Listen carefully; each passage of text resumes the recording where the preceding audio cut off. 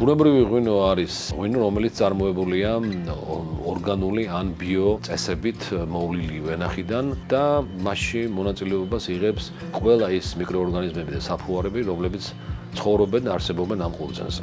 მე ბავშვობიდანვე ბუნებრივი ღვინის დაყენება ვისწავლე. ჩემმა ბაბუამ, როცა მე ვიყავი სკოლის მოწაფე, მაშინვე ბუნებრივი ღვინის დაყენება მასწავლა. ბაბუა ჩემი 70 წლებში, ანუ ფაქტობრივად 50 წლის უკან თვლიდა, რომ ბუნებრივი სპონტანური დუღილით დადუღებული, არა სისტემური პესტიციდებით შეწამლული ვენახის ღვინო არის ყველაზე კარგი ღვინო. და ეს დამამახსოვრდა და ასე ვაკეთებ ღვინოს.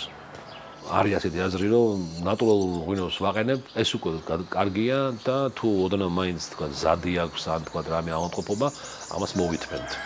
ეს არ არის სწორი, იმიტომ რომ ბუნებრივი ღვინო ამავე დროს უნდა იყოს კარგი ღვინო და უნდა იყოს ძალიან მაღალი ხარისხის.